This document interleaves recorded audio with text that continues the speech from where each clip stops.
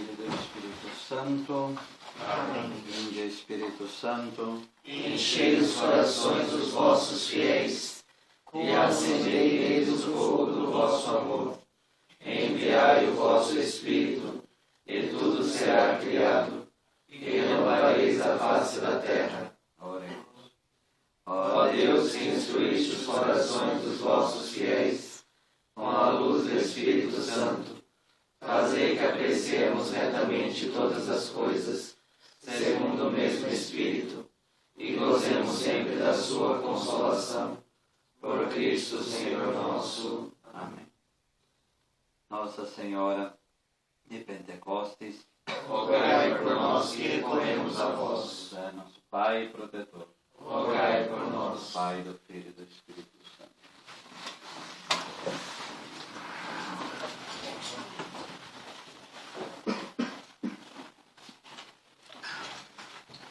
Então, nós vimos que a revelação de Deus acontece na história. Essa revelação continua, a ação de Deus, melhor, continua na história pela ação do seu Espírito.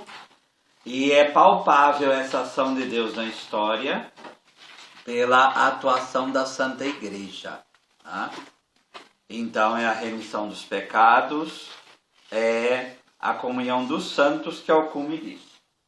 Então nós olhamos para trás, olhamos para o presente, e hoje para olhar para Deus, o rosto de Deus é a Santa Igreja, tá? Afinal de contas era o corpo de Cristo. Mas agora chegou a hora de olhar para o futuro, né? Então ninguém veio nessa terra para ficar aqui como ela é, né? Nós caminhamos para a eternidade. E aí é algo inevitável. Santa Maria, Mãe de Deus, rogai por nós pecadores, agora e na hora de nossa morte. Amém. As duas únicas certezas que nós temos da nossa vida é essa. O agora, nós sabemos que estamos aqui, nesse momento da história. E a única outra certeza que temos é que nós vamos morrer. Entre o agora e a nossa morte, a gente não sabe o que vai acontecer. Tá? Mas essas duas certezas nós temos. Então é o que no número aí 990, o creio na ressurreição da carne nos convida. O termo carne aqui designa o homem em sua condição de fraqueza e de mortalidade. A ressurreição da carne significa que após a morte não haverá somente a vida da alma imortal, mas que mesmo os nossos corpos mortais readquirirão vida. O homem é por natureza corpo e alma. Então, mas por que nossa alma indo para o céu não está bom? Não, porque nós somos corpo e alma. Então Deus nos criou assim, e assim nós seremos corpo e alma. Tá? Ressuscitados corpo e alma. Tá? A ressurreição de Cristo é a nossa, 992. A ressurreição dos mortos foi revelada progressivamente por Deus a seu povo. A esperança na ressurreição corporal dos mortos foi se impondo como uma consequência intrínseca da fé em um Deus criador do homem inteiro, alma e corpo. Porque se a gente pegar minha alma, se for para o Sheol, se for para a mansão dos mortos, não vos louva, tá? Então está nos Salmos isso. Então não é de uma hora para outra, mas sim foi todo um progresso para chegar, por exemplo, em Daniel 7,12, que fala que do pó vai ressuscitar os mortos. Tá? Então há uma evolução no pensamento para se chegar nessa concepção que, obviamente, Jesus revela plenamente e ele mesmo ressuscita, mostrando o qual vai ser o nosso futuro. Ficou claro? Tá? Então a gente ali no Antigo Testamento não é tão claro que vai a uma evolução do pensamento ali. Tá? 993, Jesus ensina com firmeza essa realidade, então não é brincadeira. 994, É Jesus mesmo quem no último dia há de ressuscitar os que nele tiverem crido e que tiverem comido o seu corpo e bebido o seu sangue, que é o evangelho de hoje, né? Com a minha carne, meu sangue, tem a vida em mim e eu nele. 995. Ser testemunha de Cristo é ser testemunha da sua ressurreição. Ressuscitaremos com ele e por ele. Tá? Agora, o que é ressuscitar, né? Antes que comece a misturar a ressurreição com outras coisas mais que não tem nada a ver com a história. 997. O que é ressuscitar? Deus, em sua onipotência, restituirá definitivamente a vida incorruptível a nossos corpos, unindo-os às nossas almas pela virtude da ressurreição de Jesus. Tá? Então, ressuscitar é a nossa alma imortal se une novamente à matéria e aí corpo glorioso seremos. Ficou claro? Sim. Tá? Quem ressuscitará? Todos os que morreram. Então essa passagem de João 5,29 é clássica, né? Então não é só quem vai para o céu que vai ressuscitar. Quem estiver no inferno vai ressuscitar para um juízo de condenação. Certo? Quem estiver no céu para a ressurreição da vida. E o outro, ressurreição do julgamento. Ressurreição do julgamento é nada mais do que ressurreição de condenação mesmo. Tá? Então, todo ser humano ressuscitará. Onde quer que ele esteja. No céu, o purgatório se encerra com o fim do mundo, como nós já dissemos, e o inferno. Certo?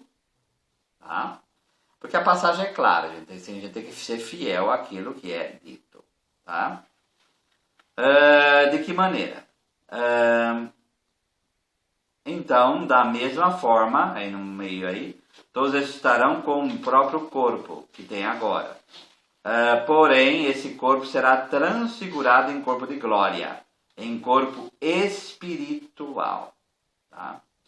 Antes que surjam aquelas questõezinhas pequenininhas, mas como que pode, se eu doar órgão a alguém, quem vai ressuscitar com o meu órgão? Eu ou aquele que recebeu meu órgão? São Tomás aqui tem que colocar uma questão um pouco pior. Né? Então, assim, você vai ser vítima de uma tribo de canibais. Dividem o seu corpo, comem você inteiro, esmigalham o osso, põe na sopa e come também. Tá? Quem que vai ressuscitar? Isso é uma questão muito pequena. Até o cardeal Neves, na época, ele colocava a seguinte questão. Né? Essa coisa de órgãos, né? É só inverter, ele falava assim, aquilo que está em Gênesis, né? Homem, lembra-te que és pó e ao pó és de tornar. Quando Jesus voltar, ele vai virar para o pó e vai falar, pó lembra que é homens e homem há de se tornar. Por quê, gente? Como que nós já falamos sobre isso. Como que a gente começou? A gente começou com algo extremamente... Nossa alma estava num ovo fecundado, que é infinitamente menor do que uma cabeça de alfinete. Tá? Apesar de ser a maior célula do corpo humano, é o óvulo da mulher, e a menor é o espermatozoide, mas... E a nossa alma estava lá. Você estava lá. Eu estava lá. É muito pequeno, então, ficar com essa discussão. Braço, perna, onde que fica, o que não fica. Deus tem o poder de restituir. O importante é, tornaremos a ser matéria, novamente, matéria gloriosa. E não vai ser uma outra pessoa que vai ressuscitar, é você. É a passagem de Jó. Eu verei a Deus com os meus olhos, não com os olhos de outro. E Hebreus 9. É decretado que o homem morra só uma vez. Tá? Então não cabe dentro do cristianismo qualquer menor pensamento sobre reencarnação. Não cabe pensamento de reencarnação dentro do cristianismo. Não tem como conjugar. Ficou claro? Tá? Quando, definitivamente no último dia, no fim do mundo, com efeito, a ressurreição dos mortos está intimamente associada à parousia de Cristo. Parousia é a volta de Cristo, né? Parousia em grego simplesmente quer dizer presença, né? Então, ele volta para o fim do mundo, a ressurreição e o julgamento. Tá? Então, é tudo ao mesmo tempo. Como nós já falamos também. Tá? Ressuscitados com Cristo, 1002, pois graças ao Espírito Santo, a vida cristã é, já agora na terra, uma participação na morte e na ressurreição de Cristo. Nutridos com o seu corpo, 1003, a Eucaristia, é o que a gente canta, né? E quando amanhecer, estaremos por essa vida contida no pão, né? Então é claro o canto ali. Já pertencemos ao corpo de Cristo. Enquanto aguardam esse dia, o corpo e a alma do crente participam da mesma dignidade de ser de Cristo. Daí a exigência a respeito para com seu próprio corpo, mas também para com o de outrem, particularmente quando este sofre. Então a igreja quer o respeito do corpo desde a sua concepção até a sua morte, o processo todo da morte, da doença, até o corpo morto e enterrado. Então o corpo não é que depois que a pessoa morre ele vira lixo. Ele foi templo do Espírito Santo e ele deve ser tratado dessa maneira. Certo? Morrer em Cristo, 1005. Nessa partida, que é a morte, a alma é separada do corpo. Ela será reunida a seu corpo no dia da ressurreição dos mortos. Tá? Morte é separação do corpo e da alma. Só para alguns dados aí para a gente fazer. Existe experiência de quase morte? Existe. Então a famosa EQM é aquela coisa de pessoa ter ataque cardíaco, fica 3, 4 horas lá morta, semi-morta, meia hora, e aquela coisa toda, depois volta, fica descrevendo, que viu a luz, aquela coisa toda. Então essa experiência é universal. É uma experiência que é universal. Tá? Quanto tempo demora para um corpo morrer? Claro que o corpo morre, e aí começa um estado de putrefação. Né? A última cela é 21 dias depois da morte. Então, historicamente, vocês podem pegar a corpos que foram ressuscitados 5 dias depois, 10 dias depois. Nenhum corpo volta a esta vida como Lázaro depois do 21º dia. Pode ver nas histórias. Não tem ressurreição de caveira. Certo? Então aqueles que o Evangelho relata quando Jesus foi ressuscitado, eles tinham menos de 20 anos. Sim. Mas na história dos milagres da igreja, não precisa ir lá. Pode pegar a história dos milagres. Todos eles são como Lázaro, 4 dias, estava fedendo. Tá? Mas não tinha ainda não tinha ido totalmente para lá, e aí a separação é total. Aí é morte. Tá? Deu para entender? Por que Deus vai? Porque o julgamento é feito. E o julgamento é feito, não dá para desjulgar. Entenderam? É só por causa disso. Tá? Pessoas que dizem ter presenciado uma experiência de viagem astral, uma projeção fora do corpo. Isso já é outra coisa. Aí já é um tipo de experiência, aí é pior ainda, porque aí não sabe como, né? Tá? Então a projeção astral pode ser algum fenômeno meio parapsicológico, tá? Mas aí não tem nada a ver com a morte. Aí não tem nada a ver com a morte. Certo? A mente e o corpo têm seus poderes, né? Que vão além do físico. Isso já é mais que provado. Tá? Então, mas isso não tem nada a ver com... Como um EQM, não. Com experiência com as mortes, não. Tá? Padre, ontem o Prater falou que o Padre Gilberto viveu, né, que quase morreu quando ele voltou, ele disse, eu voltei por causa de vocês. Sim. Ele também passou por isso. Sim. Tá. É diante da morte que o enigma da condição humana atinge seu ponto mais alto, né? Então a morte é uma coisa que fica, se pegar o noticiário, metade dele é falar sobre morte, né? Porque é algo que questiona o ser humano e questiona todo mundo. Porque ninguém pode falar, para mim morte é tranquilo coisa nenhuma.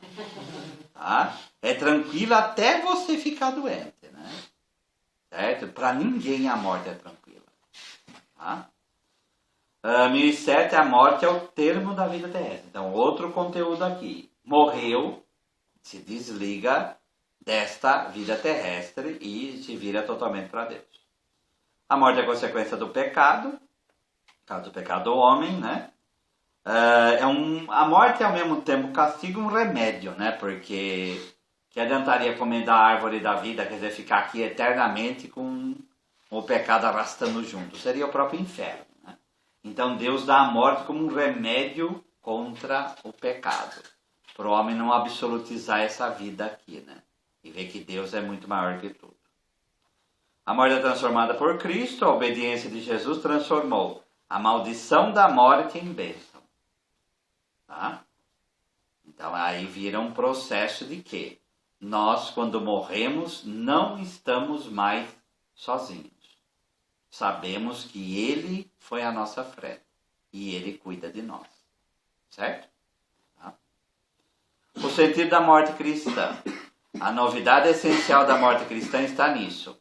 Pelo batismo, o cristão já está sacramentalmente morto com Cristo e vive para viver uma vida nova. Então, faz parte da espiritualidade cristã o que a gente chama de mortificação. Mortificação não é só fazer um jejum ou fazer uma abstinência. Mortificação é uma posição de vida, de desapego das pessoas, desapego de si mesmo e desapego dos bens. Tá? Então, nessa mortificação não é algo para cá, mas é algo para lá. De modo que eu me conscientize de que um dia eu vou morrer, eu vou para o túmulo e vou largar tudo que está aqui. A mim mesmo, tá? As pessoas e os bens. Ninguém gosta de pensar nisso. Tá? Hoje em dia, falar em morte é estar fora de moda. Tá? Enquanto no interiorzão do Brasil, quando morre alguém, vai todo mundo para o enterro. Aqui, quanto maior a cidade, vai 2, 3 pessoas, aquela coisa toda. Ninguém quer saber disso. Então é um processo de asepsia. Quanto mais longe e mais distante eu estou dessa realidade, mais feliz eu estou.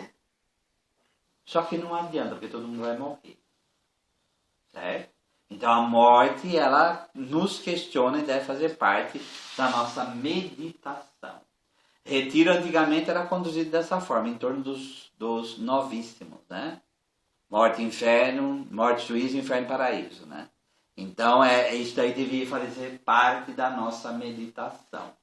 Evitaria que a gente caísse muito em certos apegos, certos pecados, aquela coisa toda. Certo? Por outro lado, cair no oposto também está errado. Que é o caso do satanismo, é o caso de certos movimentos do hard rock, que é a idolatria da morte, como a Santa Morte no México, por exemplo. A idolatria da morte é pecado também. Tá? Então aí esse cair no poço também vai resolver o teu problema. Não vai resolver coisa nenhuma. Tá? Então você pode ficar falando que a morte, mas se ela fosse uma pessoa. A morte não é uma pessoa. A morte é um ponto na tua vida. Tá? Que foi dada por Deus. Senhor, 2 Samuel 2. O Senhor dá vida. e o Senhor da morte é um só, Deus. O demônio não é o Senhor da vida, a pessoa que mata também não é o Senhor da vida, ela usurpa de Deus aquilo que é direito dele. Tá? O Senhor da vida e o Senhor da morte é um só, é Deus. Quando Santo Agostinho fala para ele, a irmã morte. Não, é Santo Francisco. São Francisco, isso. Sim. Ele se dá, pelo menos, a impressão de ele se referindo à morte como uma pessoa. Não. Aí ele vai chamar irmão só, irmã Lua, o famoso canto, que é personaliza. Mas é a visão de criação.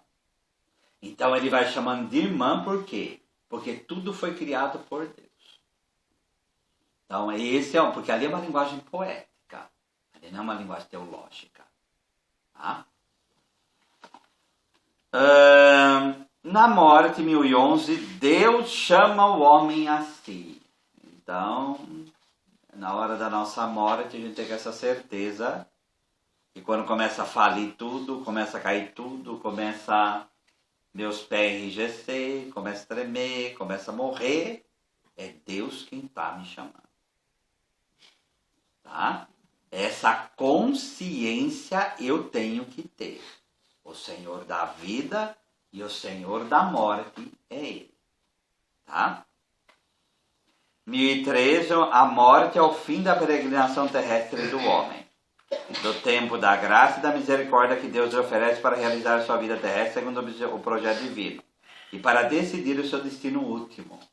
Então, é o itinerário da vida. Por isso que o Monsenhor Ascano Brandão, no livro Um Verbo das Almas, ele vai falar, né? A lição do cemitério.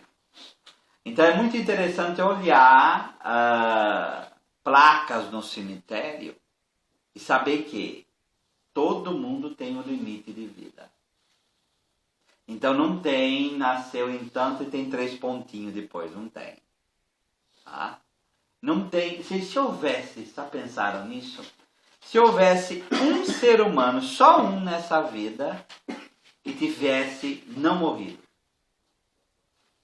Como seria? Esse homem ou essa mulher seria tratado como um Deus. Mas não escapou ninguém. Tá? Todo mundo que vem para essa terra vai morrer. Inexoravelmente. Certo? É engraçado. Certo? É triste isso, né? A vida é assim. Minha bisavó ela morreu com 101. Aí quando ela foi no dela de 98, aí ela falou isso assim, gente, tá bom, já deu, já quero ir. 98 eu lembro, eu era pequeno, eu lembro. Aí, tá bom, já não quero mais, já preciso ir. O que é triste é ficar pensando para onde que a pessoa foi. Se a pessoa foi pro inferno, pro céu, pro purgatório. Mas aí tem que acreditar na misericórdia de Deus. O itinerário para a escolha da pessoa é aqui. Então, até o último momento da morte, o itinerário da pessoa é aqui. Segundo, a gente tem que confiar plenamente na misericórdia de Deus, que Deus quer, 1 Timóteo 2,4, que todos os homens se salvem e cheguem ao conhecimento da verdade. Então, Deus quer isso. Então, às vezes, na casa do meu pai, não se perturbe o vosso coração, João 14, né? Na casa de meu pai há muitas moradas. Se assim não fosse, eu vos teria falado. Então, é desejo de Deus. Deus nos chamou nessa terra para a gente ir para o céu. Tá? O que a igreja fala sobre aquelas pesquisas científicas que querem, tipo, prolongar a vida? Se é para a saúde, amém. Agora, se quer quiser a vida eterna, aqui só vai dar problema. Né? Porque não dá certo. O corpo humano ele foi feito para morrer. Tá? Mas é pecado uma pessoa que congela o corpo, né? Que é tipo... É uma arrogância, né? É uma arrogância, né? Que a criogenia chama isso. Tá? É uma arrogância, mas o ser humano é cheio de arrogância. Veja Frankenstein de Mary Shelley. Né? A igreja fala que o céu é o estado da alma, né? Quando a gente ressuscitar, a gente vai ressuscitar com o corpo, né? o corpo não vai se unir à alma, como que o nosso corpo físico vai estar nesse estado? Que estado? No céu, por exemplo. O céu não é um lugar físico, né? Mas ele vai se unir novamente à carne, vai virar carne de novo. Sim, mas como que vai ser isso? A igreja fala alguma coisa? Como vocês o quê? Como que a nossa matéria vai estar em um estado? Sem ser um lugar. Eu acho que é isso mais ou menos que você está... Mas depois vira um lugar de novo. Então, o céu Novo céu e nova terra, está no livro do Apocalipse. O que eu vou fazer? Por isso que a Bíblia. Hã? Eu vou riscar a Bíblia? Não dá, né? E se o ser humano, a capacidade dele é naturalmente ele morre, se não tivesse existido o primeiro pecado Ele viveria. viveria? Tá? Por que nós, o Pai Nosso, etc., também, eu vou te falar, céus no plural? Céus é a morada de Deus, céu é o oposto de terra, é o universo, terra e céu. Não, mas Deus é do céu. Céus é onde Deus está. Céu é o oposto de terra, terra e céu, o universo. tá. Tá? Vamos lá, 1020. Creio na vida eterna. Depois de a igreja, pela última vez, pronunciar as palavras de perdão da absolvição de Cristo, que Deus faz que todos tenhamos, sobre o cristão moribundo, selá-lo pela última vez com a unção fortificadora e dar-lhe o Cristo no viático. Viático é a forma, sobre uma forma de orações à Eucaristia, tá? Como alimento para a viagem, que viático quer dizer isto, vai dizer isso. Deixa esse mundo a uma cristã em nome do Pai Todo-Poderoso que te criou, em nome de Jesus Cristo, o Filho do Deus vivo, e que sofreu por ti, e em nome do Espírito Santo que foi derramado em ti. Toma teu lugar hoje na paz e fixa tua morada com Deus na Santa Sião, com a Virgem Maria, Mãe de Deus, com São José, os anjos e com todos os santos de Deus. Volta para junto de teu Criador, que te formou do pó da terra, que na hora em que tua alma sair do teu corpo, se apresse a teu encontro, Maria, os anjos e todos os santos, que possas ver teu Redentor face a face. É a última encomendação, chama isso. Vocês, quando vão fazer sexo, vão dizer uma encomendação do corpo, aqui é a encomendação da alma para Deus. Tá? Essa oração está no ritual de Ezequiel. Atualmente, Acho que né? Oi? existe, quando a pessoa vai receber unção no último momento de vida, pode aplicar uma indulgência. Chama indulgência da hora da morte. Tá?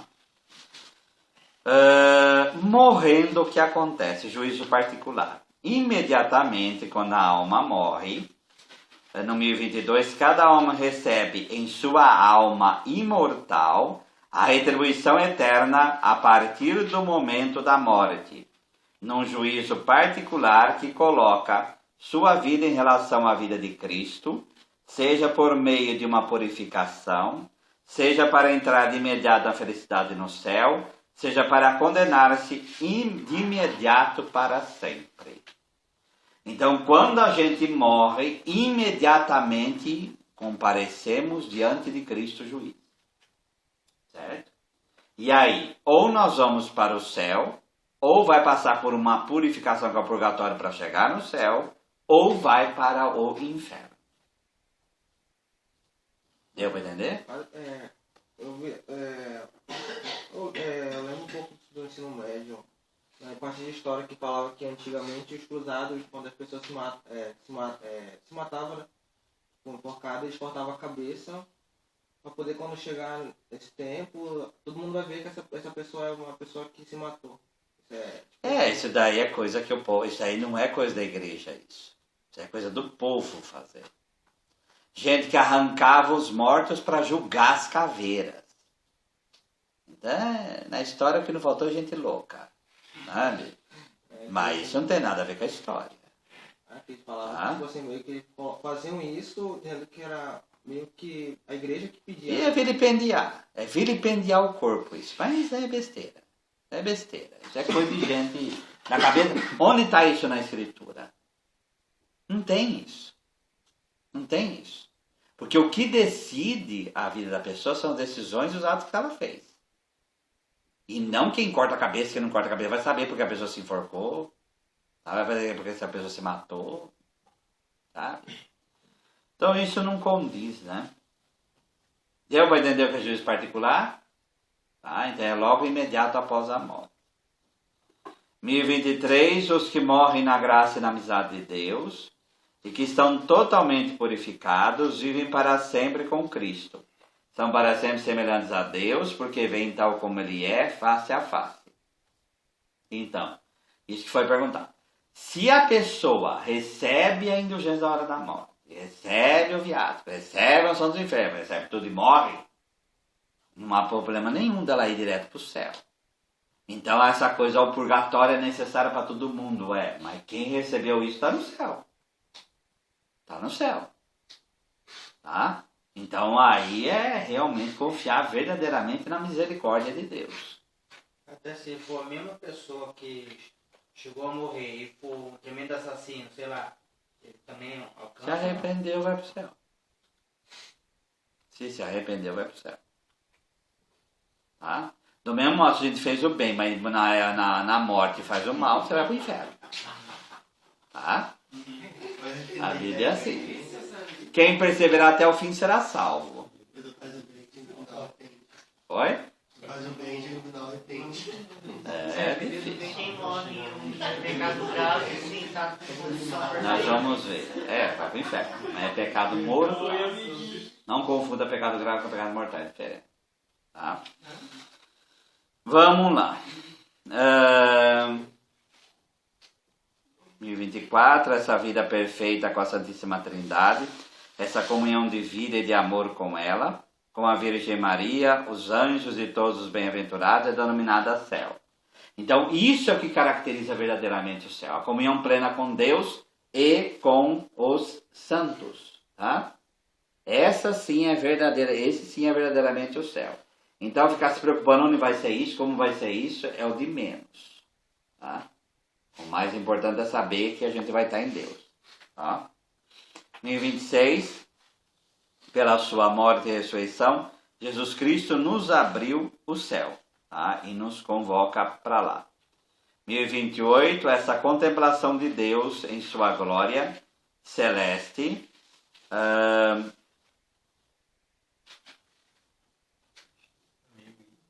1028, vamos começar do começo aí. Em razão de sua transcendência, Deus só pode ser visto tal como Ele é, mesmo quando Ele mesmo abrir o mistério à contemplação direta do homem e capacitar para tanto. Essa contemplação de Deus, que sua glória celeste, é chamada pela Igreja por visão beatífica. Tá? Como a gente vai estar em alma, aí o corpo não está mais, abre-se imediatamente diante de nós a própria visão de Deus. Tá? Por isso não precisa ficar esperando sentença, né? A sentença você já sabe. Porque imediatamente revela quem você é perante Deus. Tá? Se a sua alma está purificada, está em Deus, se ela precisa de purificação, ou se não tem como e ela está condenada. Então a pessoa que tem uma experiência pós-morte, ela consegue ver Deus? Então, a experiência pós-morte é caracterizada exatamente por esse contato com o divino. Mas não seria o contato total, porque senão ela já morreria e não voltaria mais. Tá? Por isso é uma experiência verdadeira. Naquele momento ela já saberia para onde que ela iria, pro céu. Tanto que as pessoas que passam por isso mudam de vida. A experiência é tão forte que elas mudam de vida. Isso aconteceu com aquele neurocirurgião. A Glória Paula porque foi, mas tem um neurocirurgião, porque ela tinha uma fé. Né? Agora esse neurocirurgião que é ateu, ele verdadeiramente muda de vida e se converte, porque a experiência foi tão forte que ele mudou de vida. Né? purificação final ou purgatório. Purgar é limpar, viu, gente? Purgar é limpar. Tá? Então, os que morrem na graça e na amizade de Deus, mas não estão completamente purificados, embora tenham garantido a sua salvação eterna, então guardem isso. A salvação eterna está garantida. Não tem esse negócio de terceira via. Esquece isso. Tá? Passam após a sua morte por uma purificação, a fim de obter a santidade necessária para entrar na alegria do céu. Tá? Então, o purgatório, como eu falei na semana passada, é vestíbulo do céu. O purgatório é preparação para ir somente para o céu. Lembrem daquilo que Jesus dizia, tá? A palha vai ser jogada ao fogo. E quem é o justo? O justo é ouro que é purificado e aí brilha em Deus. Se você é ouro, você vai direto para o céu. Se você é ouro e tiver impureza, a passagem pelo purgatório é para te purificar para que esse ouro vá para o céu. Quando você só tem sujeira, é palha, o que acontece com a palha quando a gente queima ela? Não fica nada. Então você não tem nada para apresentar para Deus, você vai explodir como lixo na vida eterna. E aí o teu destino é realmente o inferno. Eu vou entender? Tá? Mas nós não podemos afirmar que quando Cristo voltar, tudo isso acontecer, o inferno deixa de existir. Não, o inferno é eterno. É eterno. Sobre a questão do demônio, não é tanto, mas jogou essa pergunta. Ele não é onipresente, nem onisciente. Ele não pode agir na nossa consciência, apesar de poder induzir as coisas. Como é a ação dele? Ele está em todos os lugares? Sim, porque não confunde o demônio com o diabo. O diabo é Satã. Mas é diabo e seus anjos. Seus anjos estão em todo lugar. Tá? Então, vai saber quantos milhares ou milhões são. Tá? Então, eles ficam, a missão deles é tentar. A visão que você tem que ter do demônio nesse ponto, por que o demônio faz isso e não fica quieto no canto dele? É aquilo que uma pessoa cai na areia movediça, mas ela é uma pessoa má. Então, alguém estende a mão para ajudar, ele pega e puxa a pessoa para a areia movediça. Essa é a visão do que o demônio é, como ele raciocina. É desse jeito. Ele quer afetar Deus, por isso quanto mais almas ele tem, mais ele sabe que machuca Deus. Tá? Então ele quer, claro, destruir Deus, sabe que não pode, ele tem consciência plena de quem é Deus, mas então eu destruo a tua criação. Certo?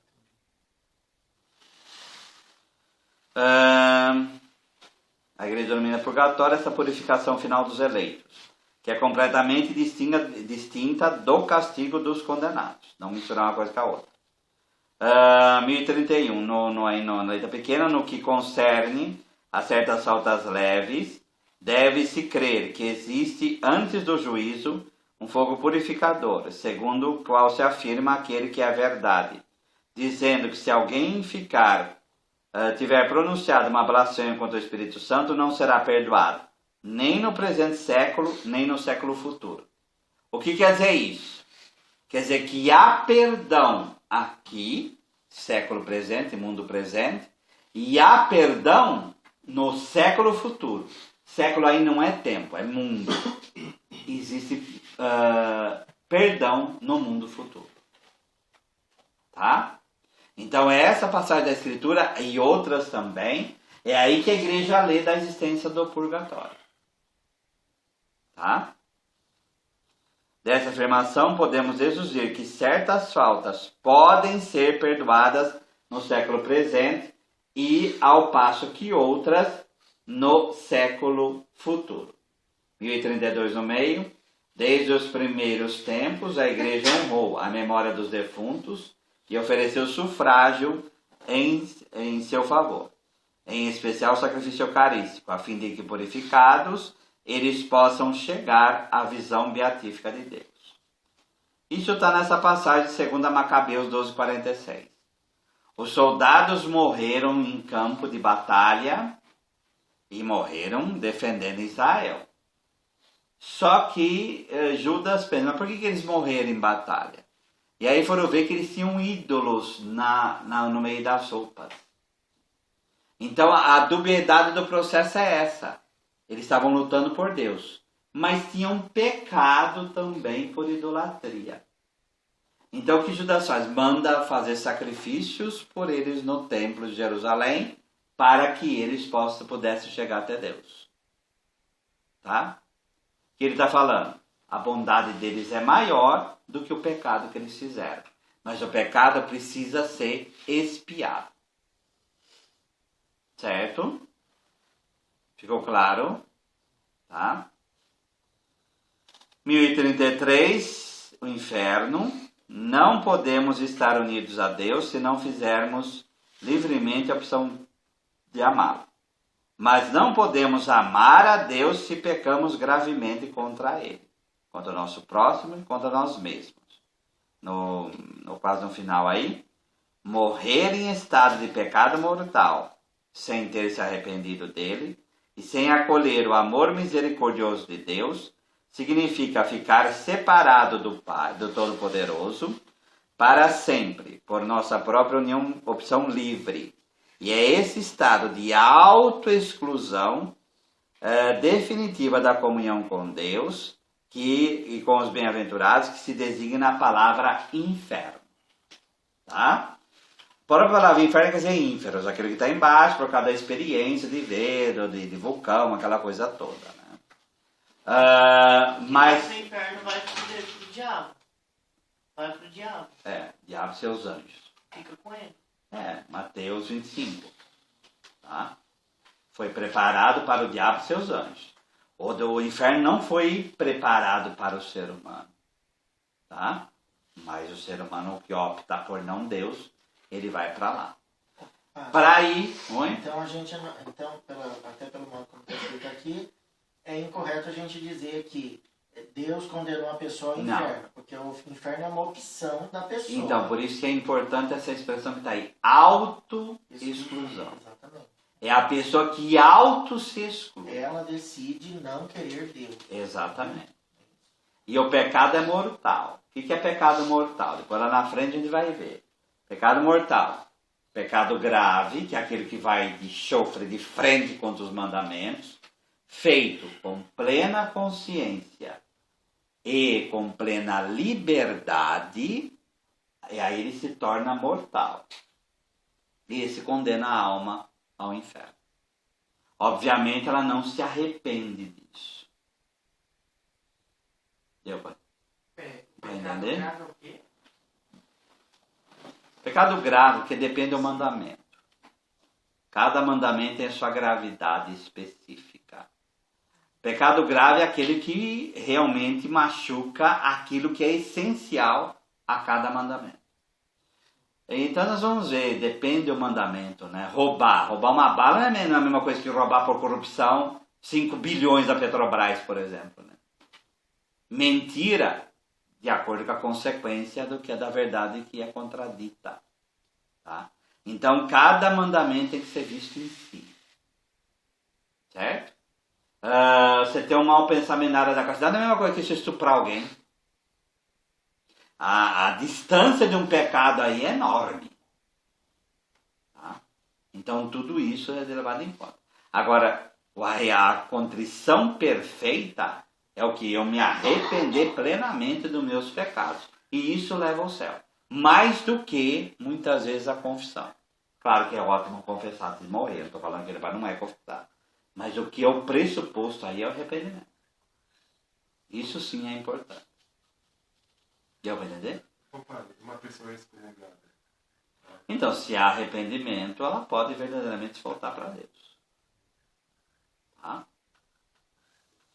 A questão, padre, também é que eu sempre, desde pequeno, eu sempre escutava minha mãe falando pra gente, Isso foi assim, uma missa que não poderia faltar, senão ela falava. Ah, mano, tu pode ir na missa não, só uma exposição. Não, mas não pode falar que é pecado mortal. Ficava com certa receita. Se é por preguiça, realmente faltar a missa é pecado mortal. É assim que funciona. Tá? Mas, vamos em frente. Deus é misericórdia, não pode esquecer disso. 1035, o ensinamento da igreja afirma a existência e a eternidade do inferno.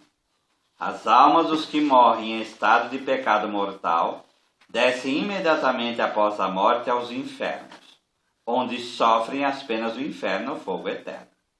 A pena principal do inferno consiste na separação eterna de Deus, o único em quem o homem pode ter a vida e a felicidade às quais foi criado e às quais aspira.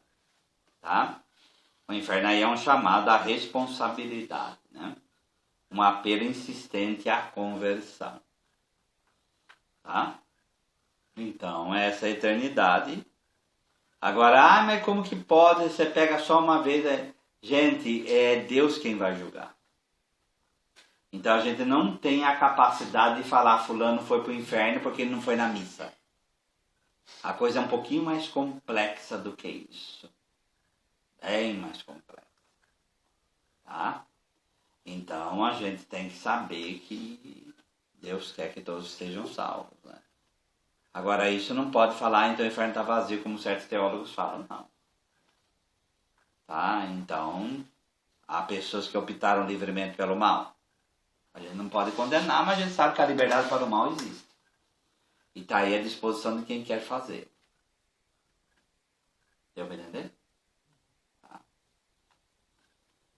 1037, Deus não predestina ninguém para o inferno. Então que isso fique claro no nosso coração. Para isso é preciso uma aversão voluntária a Deus, que é um pecado mortal, e persistir nela até o fim.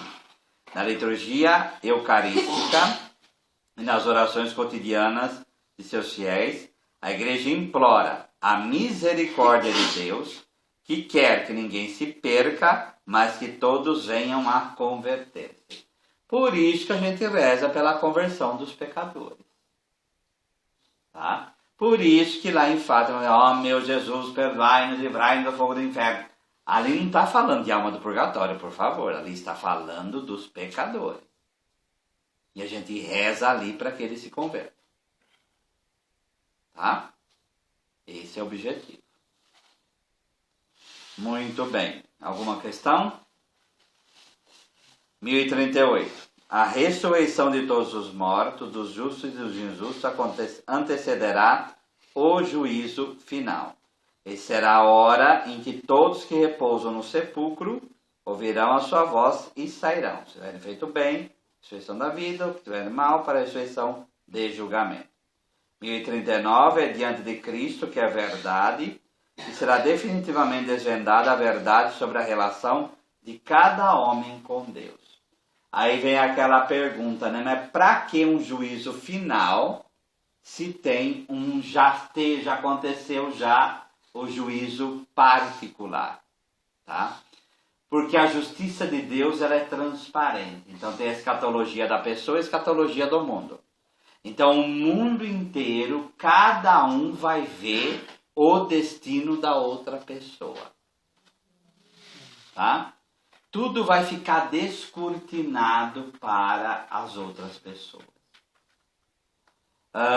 O bem que a gente faz, ou o mal que a gente faz, também, não só, também é consequência do bem e do mal que fizeram para nós.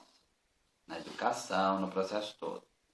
E essas pessoas vão ser julgadas pela história também que elas tiveram. Então nós somos consequência de decisões que vêm desde Adão até nós. E o bem que fizermos, por exemplo, a palavra que hoje você anuncia o evangelho a pessoas, tá? Essa palavra converte pessoas ou ajuda essas pessoas a chegarem até Deus, tá? elas vão ter descendentes e esses descendentes vão levar essa palavra à frente e essa palavra vai poder chegar até o fim do mundo. Você recebeu essa palavra de outro e transmitiu. Então você pode ser o responsável por conversões e mais conversões de acordo com aquilo que você fez de bom na sua vida. Ou o contrário. Vai descortinar que o pecado que você fez foi algo mal que foi influenciando gerações e você foi o responsável de muita gente estar nos quintos dos infernos. Certo? É isso que vai descortinar no juízo final. Todas essas relações vão ficar claras para cada um de nós. Olha, a indulgência plenária, ela vai meio que tipo apagar? Ela apaga tudo, até a raiz. Aí no dia do julgamento nós podemos afirmar que tipo, não apareceria aquilo que a indulgência apagou. Sim. Quando uma alma se eleva, ela eleva o mundo, não é? Como a alma é redimida, ela redime também o mundo inteiro. E o contrário também. Até as coisas que foram apagadas pela confissão, vai aparecendo? Então, não sei se é necessário, mas se for, vai aparecer sob a ótica da misericórdia. Tá?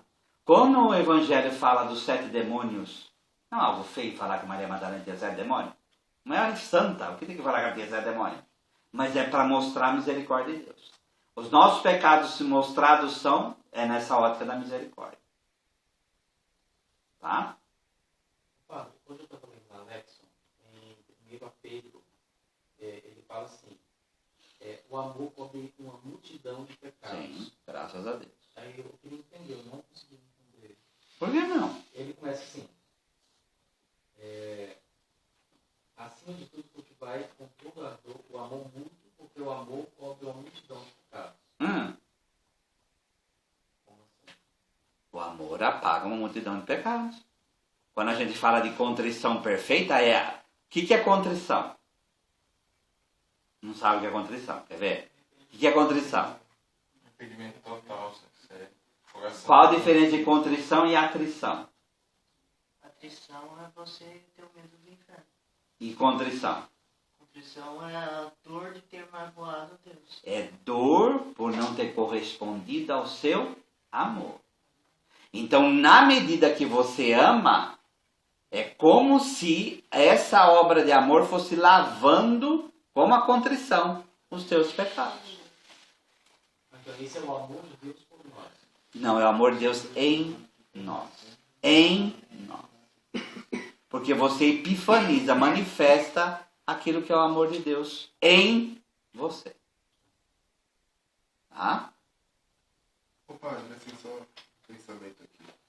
Se uma pessoa recebe a indulgência plenária e na hora H, assim, digamos assim, já é o juízo final, essa pessoa vai para o céu? Vai. É o que eu falei. É a indulgência da hora da morte, a indulgência plenária. Tá? Então ela vai para o céu. Imediatamente. Por isso a gente tem que rezar. Existe uma missa lá em outubro que a gente reza, que é um pouco antes de finados. Existe a missa para pedir a boa morte. E nós temos que rezar para que tenhamos uma boa e santa morte. Rezamos todos os dias isso na completa. Senhor, nos concede uma noite tranquila, uma morte feliz. Tá? Nós temos que ter uma morte feliz. Ô padre, se uma pessoa na vida ela ganhou indulgências plenárias, né? E na hora H ela não viu em pecado mortal. Ela vai para o inferno.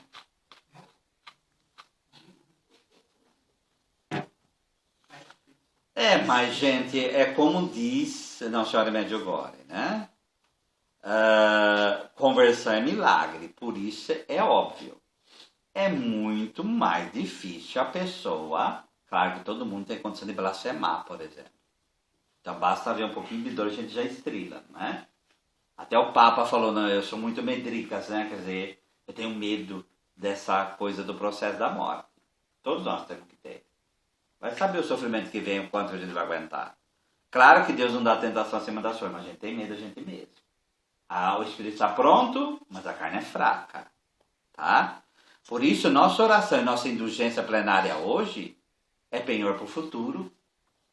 Tá? Então você vai estar já exercitando para se fortalecendo.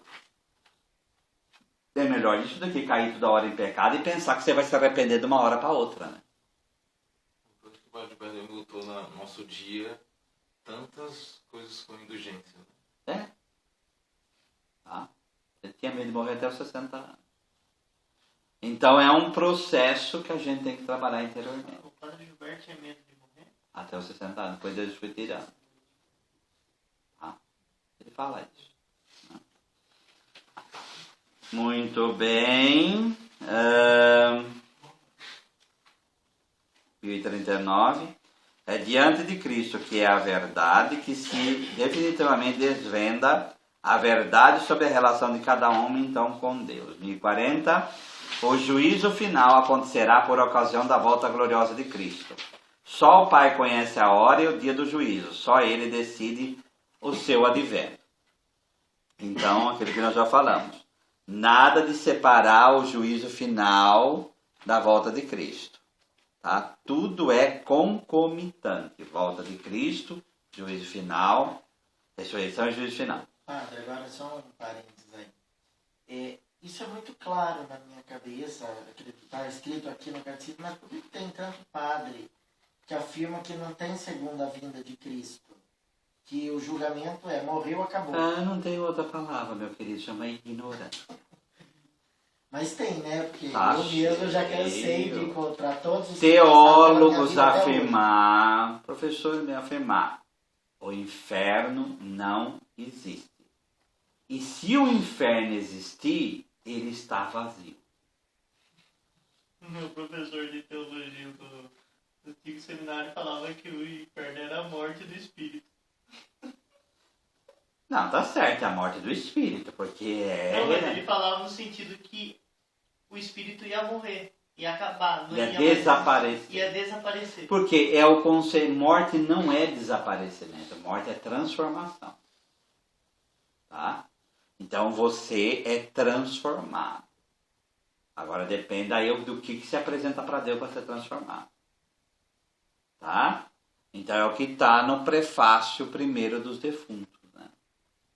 Então, no céu nos é dado um corpo imperecível. Tá? Então a morte não é desaparecimento. Porque nós somos imortais. Tá? No seguinte sentido, nós somos mortais, mas depois aí, imortais não, nós somos eternos, quer dizer, aí vira eterno, né? Tá? Então não tem como. Tá? Ficou claro? Então, no final, o juízo final revelará que a justiça de Deus triunfa de todas as injustiças cometidas por suas criaturas e que seu amor é mais forte do que a morte. Então Deus, no final, vai vencer. Então o juízo final inspira o santo temor de Deus, compromete a justiça do reino, da volta do Senhor, que virá para ser glorificado na pessoa de seus santos e para ser admirado na pessoa de todos aqueles que creram. Tá? Alguma pergunta com relação a isso? Certo? A esperança do novo céu e nova terra. 1042. No fim dos tempos, o reino de Deus chegará à sua plenitude. Depois do juízo final, os justos reinarão para sempre com Cristo, glorificados em corpo e alma. Então, depois do juízo final, ressuscitados, para sempre ficaremos com corpo e alma. Tá? E o próprio universo será renovado. Então a igreja será consumada aí na glória celeste. 1043. Essa renovação misteriosa que há de transformar a humanidade e o mundo, a Sagrada Escritura chama de céus novos e terra nova. Será a realização definitiva do projeto de Deus, reunir sobre um só chefe, Cristo, todas as coisas, as que estão no céu e as que estão na terra. Tá? E aí viveremos para sempre em Deus. Olho jamais viu, ouvido jamais ouviu, que Deus prepara para aqueles que o amam. Mas o Espírito revela aquilo que nós seremos. Né? Então a gente intuitivamente pode pensar sobre isto. E deve até pensar. Tá? 1045, os que estiverem unidos a Cristo formarão a comunidade dos remidos. A visão beatífica na qual Deus se revelará de maneira inesgotável aos eleitos será a fonte inexaurível de felicidade, de paz e de comunhão mútua. Então, essa história, eu não vou conhecer, não vou saber quem é quem, não, vai.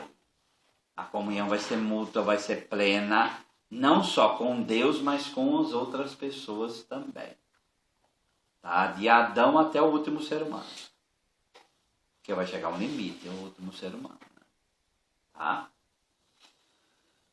1047, também o universo visível está, portanto, destinado a ser transformado, a fim de que o próprio mundo, restaurado em seu primeiro estado, esteja sem mais nenhum obstáculo a serviço dos justos, participando de sua glorificação em Cristo ressuscitado.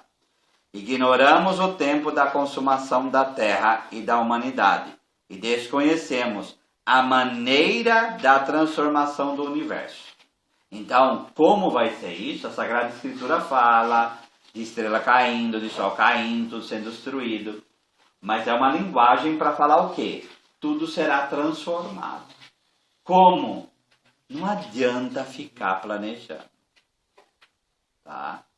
É Deus quem vai fazer. O povo está debatendo muito sobre essa novela da Record Glória, né? Fala do arrebatamento, fala nisso. Então, arrebatamento para a Igreja Católica Apostólica Romana não existe. Tá?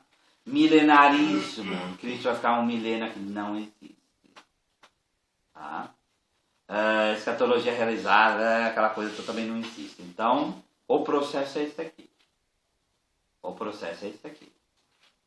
Para a igreja não tem como tergiversar, não tem outro tipo de verdade para ser apresentada. De onde eles chegam essa questão do arrebatamento? Está na 1 Tessalonicenses. Seremos arrebatamentos com Cristo nos ares. Só que o que São Paulo está falando lá? Ele está falando isso aqui. Tá? É a mesma coisa falar que todo mundo dorme até o juízo final.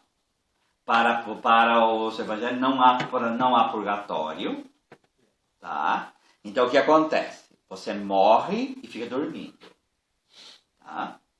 Fica na memória de Deus. Quando chegar o dia do juízo final, você vai ressuscitar para a glória ou para o inferno. Então não há meio termo.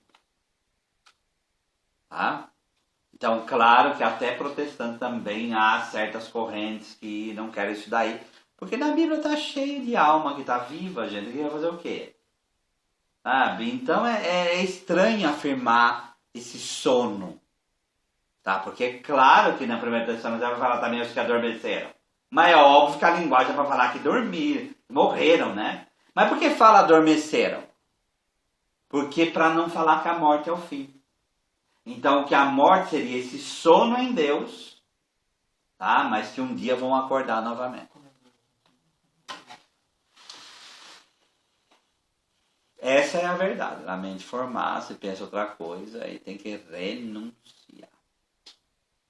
Qual é o significado igual hoje na leitura da missa que fala que ele foi arrebatado? O significado daquilo que eu expliquei na homilia. Ele foi levado pelo Espírito, como Jesus foi levado pelo Espírito ao deserto. Felipe foi levado pelo Espírito para outra missão.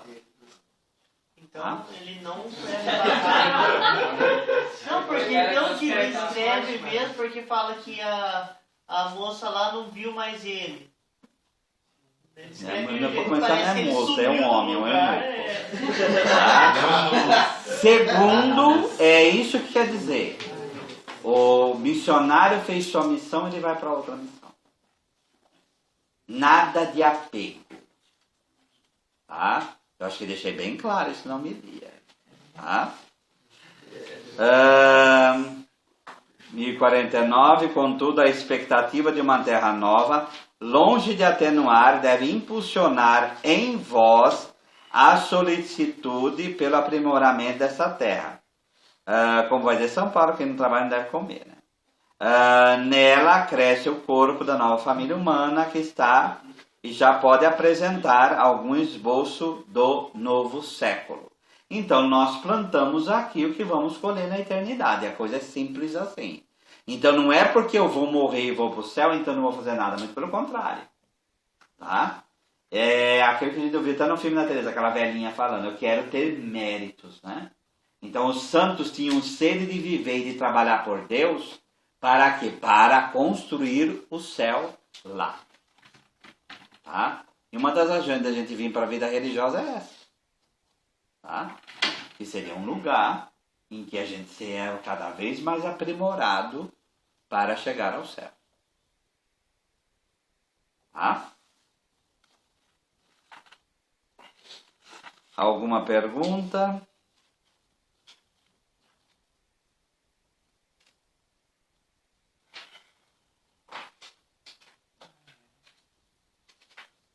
Parece que é tudo difícil, né? Oi? Parece não, é difícil.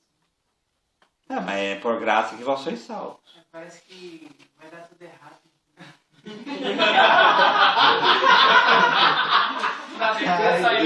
É o medo natural do desconhecido. O que o povo fala? Ninguém voltou para contar.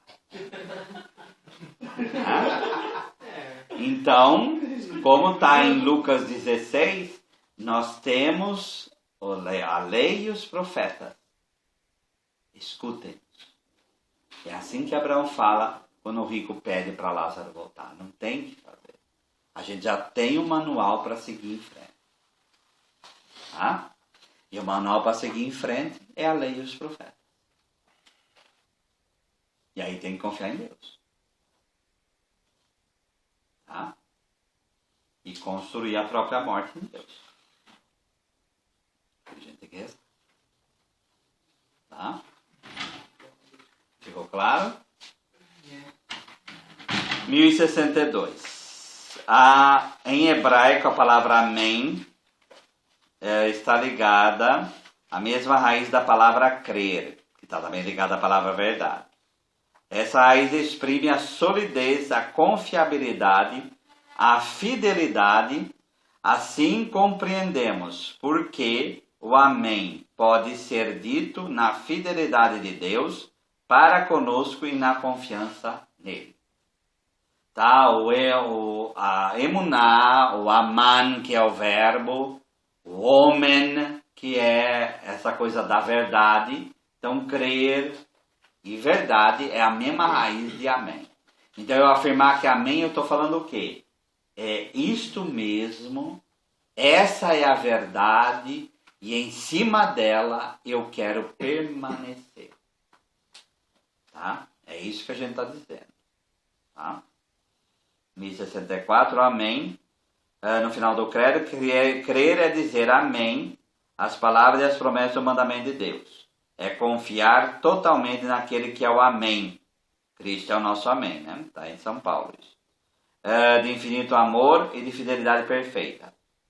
A vida cristã de cada dia será, então, o amém ao eu creio da profissão de fé, do batismo. O teu símbolo para ti como um espelho, olha nele para veres o que crês, tudo o que declaras crer e alegra-te cada dia por tua fé. Tá? Então, o que leva ao céu? O leva ao céu é a nossa fé, o patrimônio da nossa fé, aquilo que Deus revelou. Por isso que a gente estuda a Sagrada Escritura, a gente busca a revelação, para que isso vá iluminando o nosso interior cada vez mais. Tá?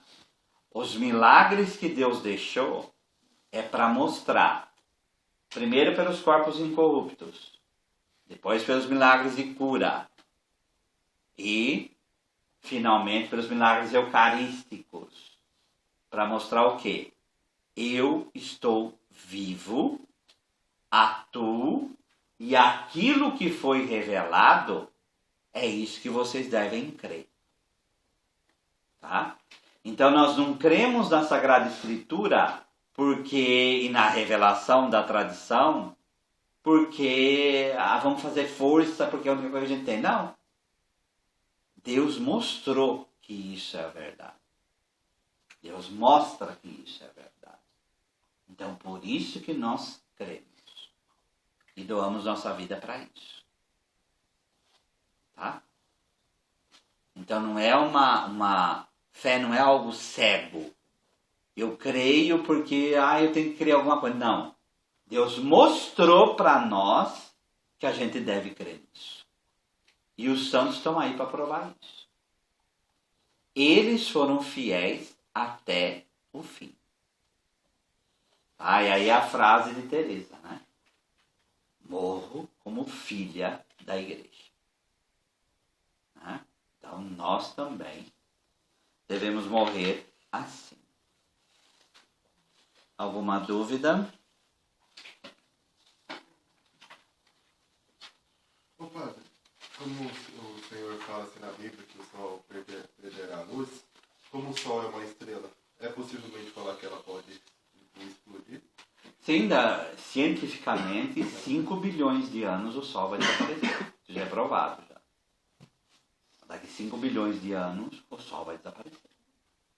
Porque ele vai se expandir como uma estrela nova, né, que chama, e ele vai engolir os planetas e depois vai desaparecer.